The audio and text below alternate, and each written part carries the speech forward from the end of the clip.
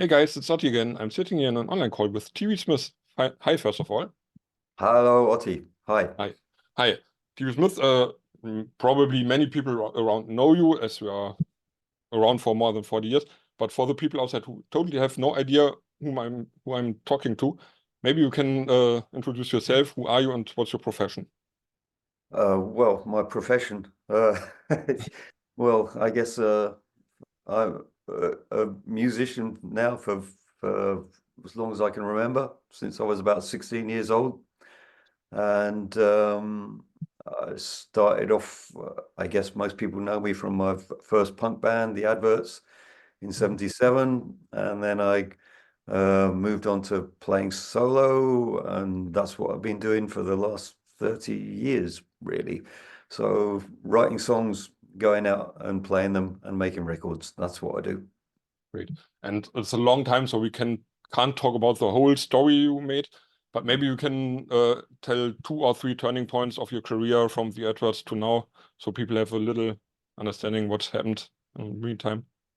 Sure. I mean, as I said, for me, the first major turning point in my life as a musician was punk rock happening in '76. I suppose I saw the Sex Pistols first. Before that, I'd had bands at school and bands. I've had maybe two or three bands when I was a student, and but seeing the Sex Pistols change everything. That was this suddenly. Music was something, ordinary people could be in a band and be accepted and get, reviews in the music press, have records out. That was something that didn't happen before. So that was a huge turning point for me. To get a hit record within a year of signing to a label when I was 20 years old was was quite something, and go out on tour and have big audiences. That was very different from being in a band at school and playing to your friends in the school canteen. Um, and then within a few years, that all kind of evaporated. And suddenly record labels weren't interested in punk rock anymore. They weren't interested in people like me. And I basically found myself without any labels, without any interest. And I went back to do it yourself. So I started putting out my own records and um, uh, really working outside the music business. So that was a big turning point for me, finding out again how to do it myself. And I tried with a few other bands. I tried with a band called the Explorers. I tried with a band called Cheap, which didn't really get anywhere. And the next big turning point for me was finding out I could play solo and going out around the world as an acoustic solo musician, which then suddenly everything seemed to make sense again. I could get out there and I could play to people without any support from management or record labels, strictly just going out and doing it myself as an independent artist. Very great. And I think we could talk tons and times about your history because you have had a lot of experiences. But the reason why we are talking now is you have a new album coming, and we will talk about this. But one interesting thing is it will come on the record label of Die Toten Hosen, and I think you are connected to them and friends to them. Maybe you can at least tell how this friendship went on. Well, the Hosen first contacted me when they wanted to record Garrigan Was Eyes as Mhm. on learning English. And I think learning English introduced a lot of German people to the English punk rock scene, and a lot of bands, Americans as well, of course, who maybe they wouldn't have heard of before. So they did a big favor to a lot of punk musicians by introducing some of these quite obscure punk bands and punk records to a bigger audience. And of course, they were in the studio in London recording that record, and I went to meet them there and just really got on with them, found them really nice people. And what they were trying to do with these old punk records, re-recording them was really authentic and a genuine love of the records. So that was a nice meeting, and and the record was good, and we stayed in contact afterwards. And you know, when I toured Germany then as a solo musician, I'd quite often see them on the road. And then the next thing was Campino asked me to write some English lyrics for what turned out to be Pushed Again. So I did that, and then did a few more English lyrics for them for their Crash Landing album that was a kind of best of released in Australia. I did quite a few English lyrics for that.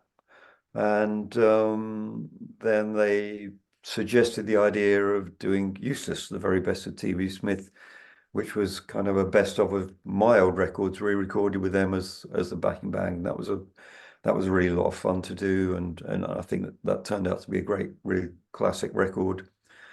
And we just kind of continued our connection since. Since then, they've put out a few records of mine on JKP, and when I finished this new record, I asked them again if they'd like to put it out on their label, and they said yes. Great. And this new record is what we want to talk about. It's called Handwriting. First, maybe stupid question, but do you still handwrite letters, for example?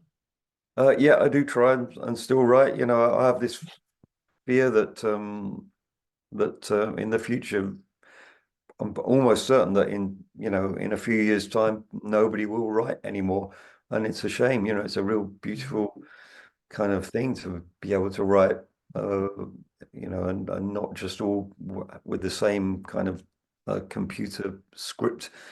But in the context of the actual song, the idea of handwriting was that in a world where we're being watched by the authorities and bigger powers than us, everything can be traced. Every key touch of a keypad on your phone or on your computer is traceable, whereas handwriting is actually something that no one can trace. You can't be traced by it. It's your own personal signature that can't be tracked. So in the context of the song, that's what the idea of handwriting is about. That's why it's important that we're not dragged into a future where everything is controlled and traced by the authorities. Yeah. I think it's even not only being tracked, but being hacked maybe sometimes, because this week I had some news that some car companies stop producing some cars because they are too easily to be hacked. So Yeah, this is the future now. yeah, this is the future. This is where we're heading, whether we like it or not. Yeah. I like to think that it's not going to be a world of artificial intelligence where we have no place because everything happens automatically without us. I want a world where there's more and more humanity and more, people, friendship and contact between real people. We lost a lot in all these lockdowns after COVID, where people became more isolated and living on their own and not allowed to see their friends.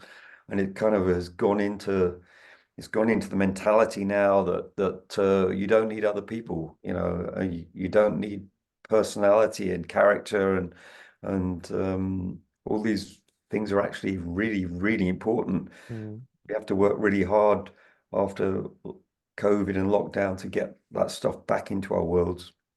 Yeah, I see. And I think this is some of the, or maybe as I interpreted, some of the core topics of your album are like these humanity things, this after COVID Absolutely. time.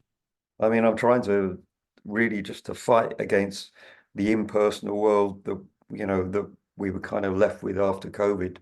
So this is my kind of like reaction to COVID in many ways. I mean, I wrote and recorded Lockdown Holiday, as a reaction to what was going on at the time. And this is, of course, is a progression to see what world have we got left with after COVID, and how do we respond to it and how do we make it better and deal with all the issues that have been left after that. And did you ever think that in your lifetime you will get this, like this pandemic and this technocratic stuff? Or did you think you will be dead before, maybe? I don't know. I mean, it's always been a I used to read a lot of science fiction when I was a kid, and obviously that was a world that was kind of predicted, but you never really thought it would happen. I never really thought I would be, in a world where artificial intelligence has become a threat, and so no, I didn't see it coming. None of us saw the COVID pandemic coming, and to see what happened. With that, the way it was manipulated and exploited by people, to make money while keeping us isolated, was really, really shocking. You don't really realize how evil the establishment and the money makers can be, at our expense. So, I was shocked by that. Shocked that the pandemic even happened.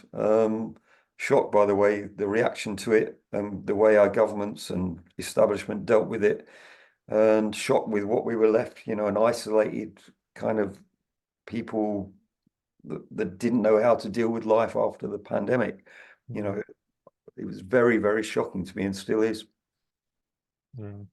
And I think for an artist like you, who lives for the music, for the stage, it was hard as well. And how is it now? Are things getting better, at least for shows? I think you have lots of gigs upcoming, or is it worse?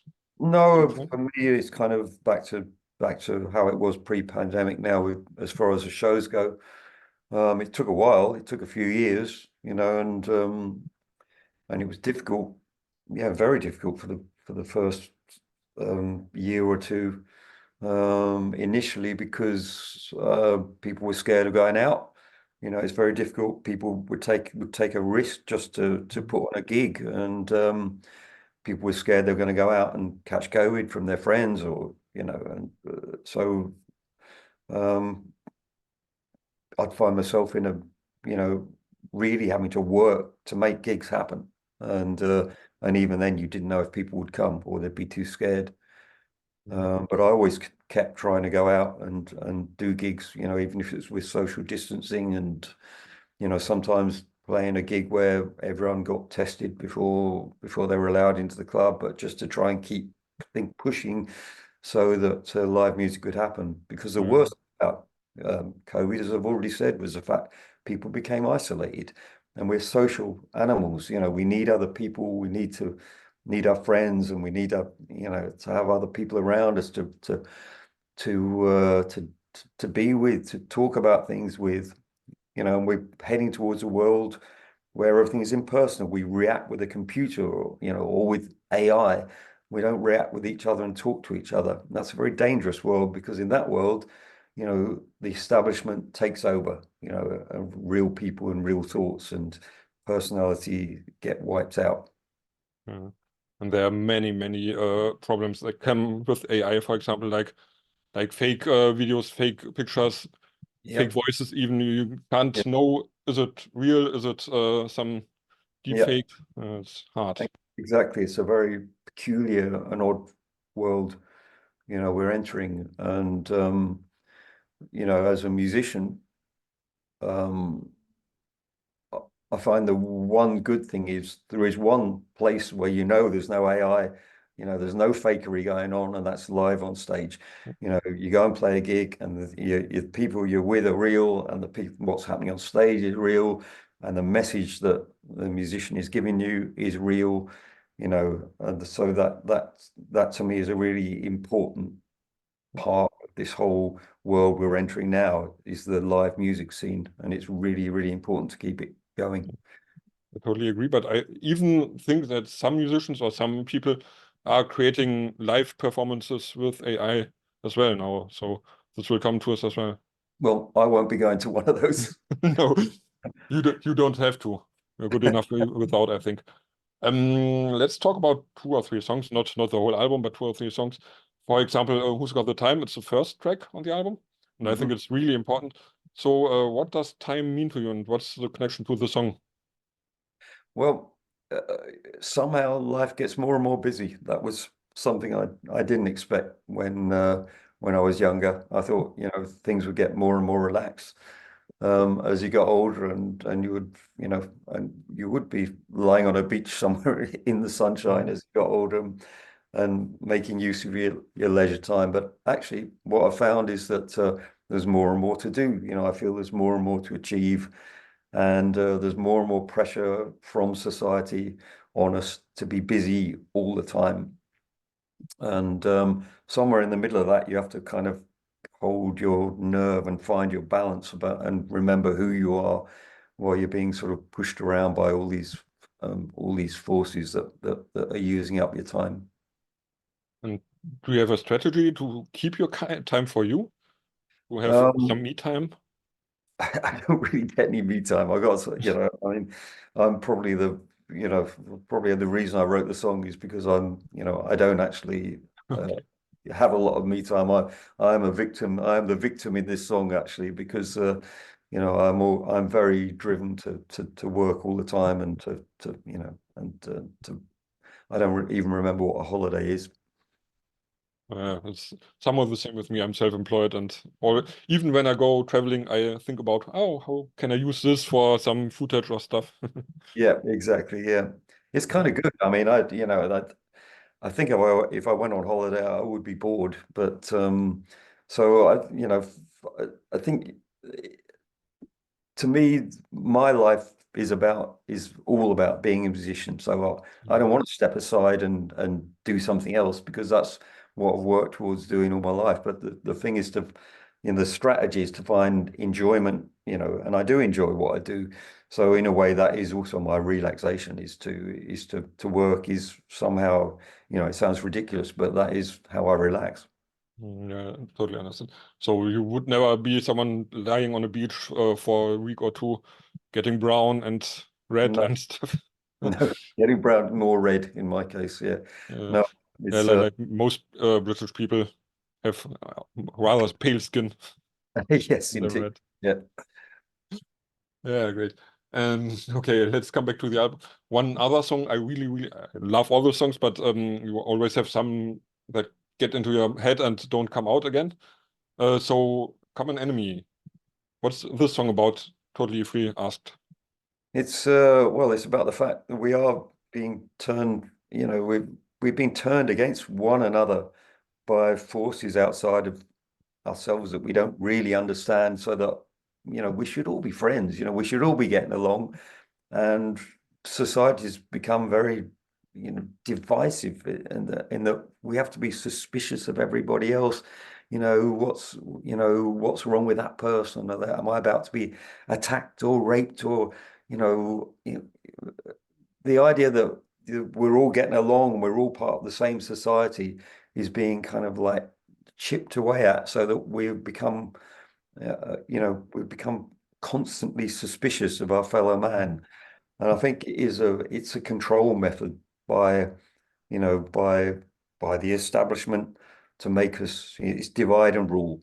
So the actual enemy, is the big business and big government, who are basically using us to make money for themselves, creating war, creating hatred in the world, and they turn us against each other to distract from the fact that they're the actual enemy. And so I think, to me, it's one of the most important songs on the album because we need to resist that and remember who we are and who our friends are. Yeah, totally. And I think one of the problems is all the news. 20 years ago or 30 years ago, you had one news in the evening or one newspaper reading it, and now the whole day you get news about people getting murdered, getting raped and stuff. Yeah, It's, constantly. And we're all kind of addicted to the internet one way or the other. So, it's not a question of now one news bulletin for 10 minutes in the evening and then you kind of think, oh dear, and forget about it. Every time you look at your computer, there's going to be a message about something awful happening in the world. And, we feel guilty and we feel responsible for it. It's nothing to do with us. Most of us are good people who like other people and are social, friendly beings, but somehow we're made to feel we're part of this awful world full of war and hatred, and I think we have to constantly resist that. bring our lives back to what matters and what's important. I think this is one of the main problems about racism and fear of strangers, that you have the news and it's always like this one colored guy who did something, and people look at the people and say, okay, all of those are probably dangerous. So, Yeah, absolutely. And we know ourselves it's not true. yeah. The idea, we had a politician in England who said that the mayor of London was under the influence of the Islamists, and he had to resign or he got chucked out. Well, I just went up to London. It's not under the influence of Islamists at all. It's a perfectly happy, social kind of air in the streets where everyone is getting on with each other, whatever nationality or race they are. There's no sense of an oppressed racist culture on the streets of London, but people say this and it goes into the news and then they believe it. People believe it just because it's been said, and I really worry about this kind of racist and free speech that's going on, where people can spread their hatred and it almost becomes a reality just because it's been said. Yeah. So, but I do believe in free speech. So what you have to do is you have to personally resist this stuff. Totally.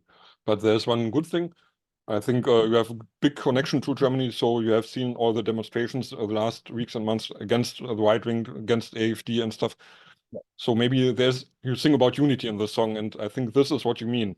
Yeah, We well, I have to do stand believe, together at the main points. yeah, I do believe we have unity, but I do believe we have to continually resist, and not be complacent. The way, in a world where you're allowed to express yourself as you should be allowed to, that the other side of that coin is a responsibility to continually resist racism and fascism in every form and stand up and say it. Yeah, I think so as well. One funny thing, I mentioned it, you have a connection to Germany, and before we started the interview, you asked me if you should do it in German or English. So what's your connection? Are you living here somewhere, or? No, it's just when things were quite bad for me in England, I suppose I spent the 80s, not even really being able to get a gig. And then as I said, I started playing solo end of the 80s, early 90s, and started playing a few gigs. And a friend of mine from near Munich later became a friend. He was in a band called Garden Gang. He invited me out to Germany to play with the band I had at that time called Cheap. And but the band had just broken up. So I came out and played a couple of solo shows instead. And that really kind of started my connection with Germany, because I went out with my acoustic guitar and I played some songs, a short set. And after the show, people came up and asked me about the songs. They were really interested in the songs and in the lyrics. And I found that really refreshing and also embarrassing that, I had to explain in English what the songs were about. So I really thought it would be nice to learn German and be able to communicate better, because I had a feeling that Germany was going to be a country that I was going to be touring often. I really like the mentality of the Germans and I just like the country as a whole and the people. And I made a lot of friends in Germany, and really that's what's happened. I spend a lot of time in Germany and tour a lot. Right. So maybe we really do the next interview in German for the German fans. Would Das be können funny. wir machen, wobei, wenn ich mir so viel sagen in Deutsch als Englisch, da habe ich Zweifel. Yeah, that's it. But maybe some funny question. Is there something really British about you, typical British, that you would say? Is there something typically British about me? Yeah. Probably not. Probably not. I don't even know what typically British is. I mean, You know, I'm a vegan, so that's not typically British for a start. I speak German, that's not typically British. No, I don't. What is typically British? Maybe you can tell me better. I don't know either. I only know the British humor, like Monty Python and stuff. But Actually, I do think, yeah, I think you're right there. We do have a particular sense of humor, which so yeah, that's true. and lots of beer you have. Yeah, we have lots of beer, but I'm not really a beer drinker much, so I can't even be typically British like that. Okay, I see. And Maybe I would drink a Guinness, or maybe I'd be typically Irish. I like Guinness as well. Yes, sometimes I think 2 or 3 days ago I had some Guinness. Yeah, great. I think we'll come to an end slowly because and it shouldn't be too long for the people outside to watch. They will fall asleep. But it's really interesting to talk to you. We really could do it again for me. Yeah. But one question, connects again to the album. You come from the punk movement. You have done punk rock. I think your music nowadays is not punk rock as it was seen. But what does punk mean to you, and how is it still a part of your music? Well, as far as I'm concerned, it's completely punk rock, and because punk rock has moved on from what it was in you know in its form, it's moved on from what it was in '77. But you know, the punk rock has always been about the spirit to me, not about the way it sounds or what the musical lineup is. You know, I've been playing acoustic punk rock as a solo singer-songwriter for the last 30 years. But it's the same. It's all about expressing yourself, being honest, saying exactly what you want, and not letting anyone else tell you what to say or what to do. To me, that's punk rock, and it doesn't matter whether it's, you know, four guys with guitars or one person on their own playing with an acoustic guitar, or you know, or any other instrument. It really doesn't matter. The important point is to be sincere and genuine and say what you believe, you know, and it's do it yourself. That's punk rock. So um, trying to pretend to be a punk band by wearing leather jackets and making it loud and fast, that's not punk rock to me anymore. That's trying to copy something that's already happened. And if you're a copy, you're not punk rock. And it was a little bit a bad question from my how I asked it, because this is what I mean. Punk was in the beginning, it was a movement without any total rules. And in the 90s, when I came into the scene, for example, as a young guy, it was like everyone was telling you, this is punk, this is not punk. And Mm-hmm. to me as well, it's not like this. It's As soon as let's hear the Die Toten Hosen. Many people say they are not punk anymore, and for me, they are still one of the most important punk bands, as they always gone their way. absolutely, and they do.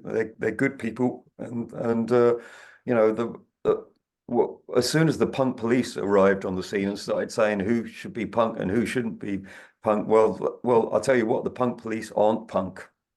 Yeah, perfectly said, yes.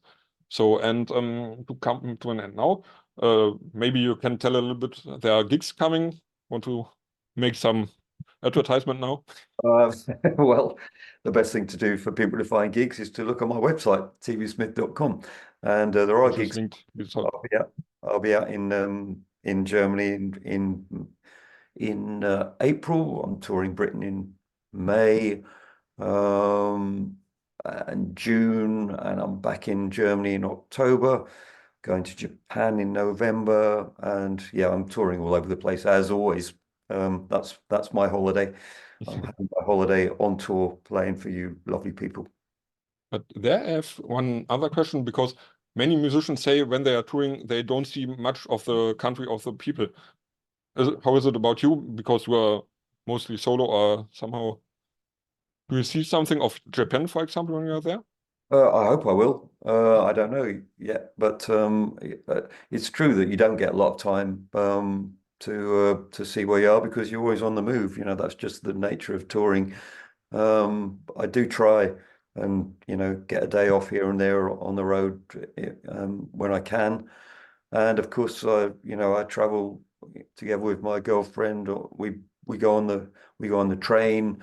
You know, we go on the bus. You know, we travel like real people. We're not isolated in a tour bus. And so, you know, I see people I do see the real country and the real people when I'm touring, because I travel like a real person. I'm waiting for delayed trains and trying to find a seat, and trying to get all my luggage on the bus. It keeps me grounded, and I like doing it like that. Totally understand. I'm also going by train mostly when I go to concerts and stuff. So and maybe you have some greetings or something we want to tell the people outside. Well, I just hope they're going to enjoy the record. Really, it's a really important record to me. I've been working on it really since Lockdown Holiday came out, thinking about the world and thinking about the way things have changed since lockdown, and I've loved making this record, and I love working with Jerry Diver, who's produced it and put some fantastic instrumentation on it, really sensitive and relevant to the songs. So I'm really, really proud of this, and I just hope people are going to like it as much as I do. I do. That's So, great. That's thank great. you for today, for the nice talk. Thank you, Otti. Yeah, it's been a pleasure. Thank you guys outside for watching. Check out TV Smith if you didn't already. And the website will be linked down here. And I'd say bye-bye. Cheers. Bye, Otti. Cheers. Cheers.